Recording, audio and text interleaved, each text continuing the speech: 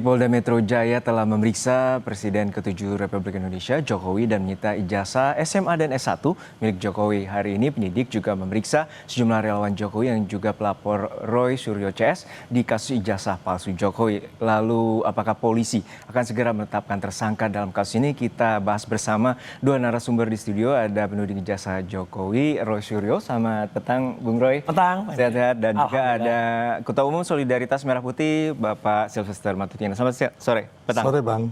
Sehat-sehat. Nah, sebelum tadi masuk ke 11 triliun yang mengutip dari Bang Mas Roy Suryo, apa saja pemeriksaan yang tadi dilakukan oleh penyidik di Polda Metro Jaya Jakarta, Pak Silvester? Ya, terima kasih. Jadi tadi pagi jam 10 sampai kurang lebih saya keluar jam 3 sore. 6 jam ya? Hampir 5 jam? Hampir 5 jam. Saya kurang lebih hampir 46 pertanyaan ya. Kebanyakan pertanyaan sama waktu saya diminta jadi saksi pelapor oleh Pradi Bersatu di Polres Jakarta Selatan. Intinya penyidik menanyakan kejadian yang waktu itu saya ada bersama Mas Roy di beberapa syuting di media ya. Terus video-videonya ini bagaimana, jadi saya menjawab apa yang saya ketahui, termasuk apa yang saya alami dan saya lihat. Ya intinya bahwa saya tidak melebih-lebihkan, tidak mengurangi apa yang saya tahu, saya jawab tadi waktu penyelidikan oleh Polda Metro Jaya lah, gitu. Penyidikan, maaf. Dari 46 pertanyaan, apa yang paling krusial dari pertanyaan penyidik? Ya intinya bahwa para penuntut ijazah palsu Pak Jokowi ini kan mengatakan bahwa ijazah Pak Jokowi palsu. Ada yang mengatakan 99,9%, ada yang 11 triliun, ada yang 100% asli. Ya saya yang ditanyakan itu ya saya jawab. Kejadiannya kapan gitu, waktunya kapan, jamnya kapan, ya kan. Jadi bahwa saya mendengar langsung gitu loh, itu yang saya jawab. Baik, artinya klarifikasi atas temuan dan juga apa yang diteliti atau dilihat oleh pihak pelapor. Baik, kita ke Mas Roy. Mas Roy, ya. Pak Jokowi sudah diperiksa, ya. Kemudian ijazahnya juga sudah disita. Emang udah disita benar? Mana berita acara penyitaannya? Belum. Nah artinya ini kan menuju tahap penyidikan tadi yang dibilang bahwa nanti juga akan ada penetapan tersangka. Dan juga saat ini seperti apa? Apakah Mas Roy Suryo dan kawan-kawan akan menuntut adanya gelar perkara khusus? Gini, yang pertama katanya sudah disita. Kalau disita biasanya kalau orang biasa ya, kan katanya dia mengaku udah orang biasa. Biasanya polisi itu mengeluarkan ini loh berita acara penyitaannya. Nah, sampai dengan hari ini belum ada. Katanya kan menyita 2 ijazah. Ijazah SMA sama ijazah S1 UGM. Kalaupun tidak berani menunjukkan ijazahnya yang SMA ataupun yang Universitas UGM, tunjukkan berita acara penyitaannya. Itu baru jujur dan polisi akan mendapatkan kepercayaan masyarakat. Kalau hanya begitu kan nggak ada. Apalagi kemarin di Polresta Solo ya, ketika diperiksa di ruangan yang sangat mewah itu, ya judulnya aja lounge, ya. Jadi ini loh, sekali lagi publik harus tahu pemeriksaannya itu bukan di ruang penyidikan, tapi di lounge Polresta Solo yang sangat mewah, ya gitu. Jadi ada sofa, kemudian itu kan pertanyaan masyarakat. Nih komentar, saya hanya baca komentar saja masyarakat tuh, gila pemeriksaannya kayak gitu. Itu pemeriksaan atau pijat gitu ya, gitu. Jadi artinya kan tidak clear. Baru saja diperiksa. Mungkin kita tanya langsung ke Pak. Kalau Pak Silvester diperiksa lain gitu. Saya diperiksa di tentu pasti ditanya oleh ruang yang sempit ya.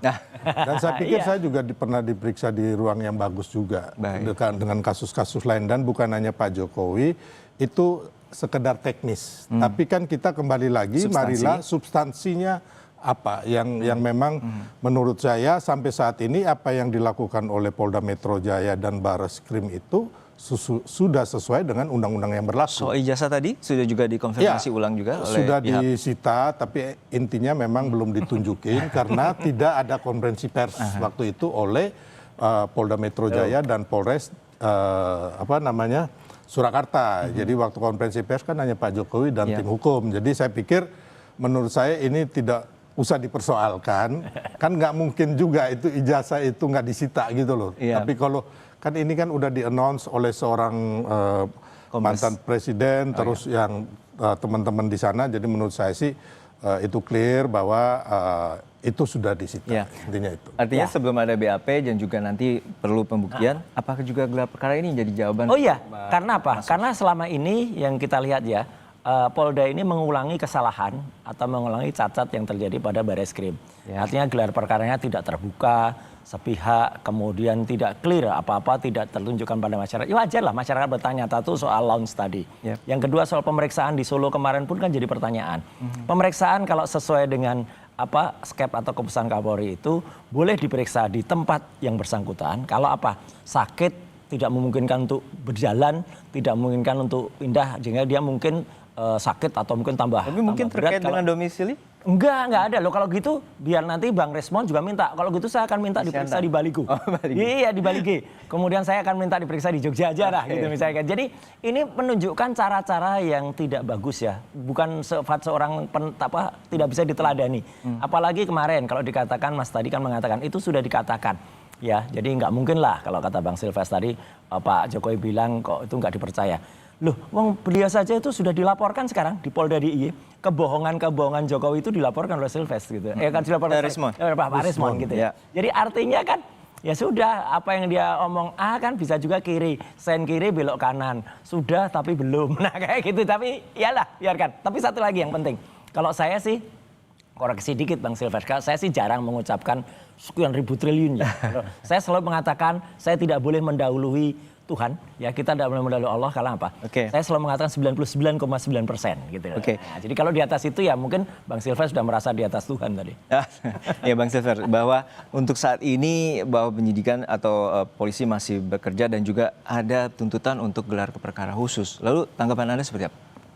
Ya nggak ada masalah kalau memang itu dimungkinkan oleh penyidik di Polda Metro Jaya dan itu buat kebaikan, kenapa tidak gitu loh.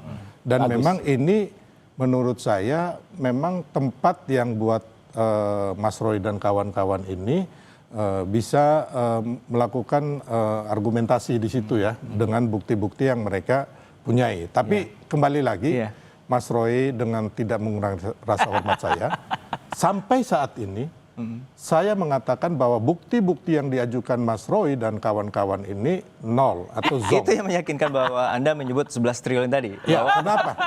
Karena gini, Bang, jadi intinya yang diteliti oleh Mas Roy dan kawan-kawan ini hanya satu potong foto yang ada di media sosial atau digital. Digital, bukan asli gitu ya? Bukan asli, bukan original, bukan analog, yang seperti diteliti oleh laboratorium forensik Mabes Polri. Analognya nggak berani keluar. Jadi gini, dan makanya Mas Roy, apabila Anda mau menuduh orang ijazah palsu, Anda harus punya bukti ini dulu. Artinya yang jangan sampai suruh Mabes Polri yang nyari buktinya. Ini kan repot gitu. Artinya jadi kemarin face comparison terus kemudian nggak bisa, karena yang diteliti itu adalah digital gitu loh, bukan ijazah palsu yang asli atau ijazah asli yang asli. Ini yang saya bilang tadi ya kan bahwa sekarang ini tidak dibenarkan gitu karena memang untuk fotokopi ya kan untuk jadi alat bukti di pengadilan bisa apabila ada pencocokan dengan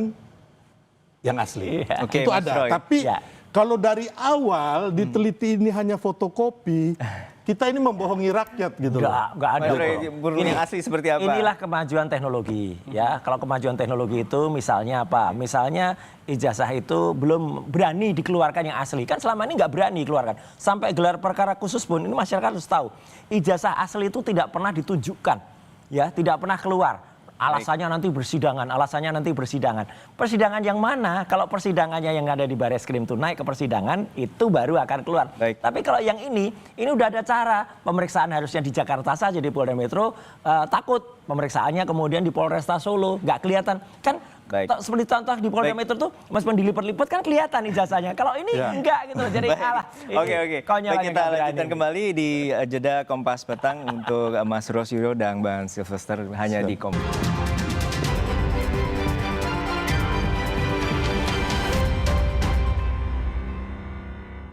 Anda masih menyaksikan Kompas Petang terkait dengan pembahasan tudingan ijazah palsu Jokowi, dan saat ini kami masih bersama dengan Bang Silvester Matutina dan juga Mas Rolf Suryo. Kami menuju ke Bang Silvester terlebih dahulu terkait dengan tadi pertanyaan dari pihak penyidik, ada 46 pertanyaan dan salah satunya berdasarkan laporan adanya nama Abraham Samad juga masuk di sana. Apakah itu juga masuk dalam bagian pelaporan Anda?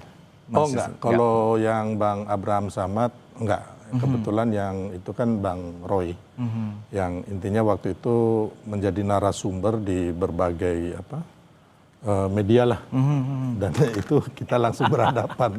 Dan kebetulan yang melapor itu ada di tempat juga. Jadi mereka jadi saksi melihat langsung, bukan lagi dari tayangan di video. Jadi intinya bahwa ya saya menjawab apa yang terjadi, yang saya lihat dan bukan saya rasakan lah, intinya yang saya lihat, saya dengar gitu. Oke, untuk Mas Suryo, bahwa ini ada nama-nama, ada 12 nama yang kemungkinan besar juga akan menjadi masuk dalam tahap penyidikan dari pihak kepolisian. Apakah ini juga bagian yang seperti Anda bilang, ini kriminalisasi? Betul, jadi ini akan menjadi catatan yang sangat tidak bagus ya untuk pemerintahan ini. Kalau saja seperti Bang Abraham Samad, kemudian juga Bang Michael Sinaga, kemudian ada juga satu Bang Ian, ya panggilannya Ian itu. Terus satu lagi yang saya juga malah nggak ngerti itu kok bisa masuk, karena saya nggak pernah ketemu, jarang Bang Aldo ya, Babe Aldo. Itu juga masuk. Jadi di antara 12 nama itu ada 3 klaster kalau menurut saya. Klaster untuk peneliti, saya RRT ya, saya Dr. Ismon dan Dr. Tifa. Kemudian ada dari kelompok TPUA, ya, kemudian ada media. Kalau sampai media itu kemudian dikriminalisasi di tahun ini baru sejarah bagi Indonesia, ya, karena media saja bisa dikriminalisasi, gitu loh. Kemudian kalau sampai kami para peneliti itu dikriminalisasi, waduh, itu juga catatan buruk bagi pemerintahan ini. Jadi ini harus hati-hati sebenarnya. Polisi itu harus disadari atau tidak, dia justru akan memperburuk citra Republik ini, apalagi kalau sampai para ulama itu juga dikriminalisasi. Jadi artinya itu yang terjadi. Ini Mas Roy udah terlalu jauh dan terlalu ngawur ya menurut saya. Karena gini, nggak mungkin juga ada kriminalisasi terhadap ulama, termasuk kepada insan pers dan media. Belum ada ya yang kayak Kompas atau TV One atau apapun lah, teman-teman wartawan itu yang dikriminalisasi di kasus ini atau yang lainnya.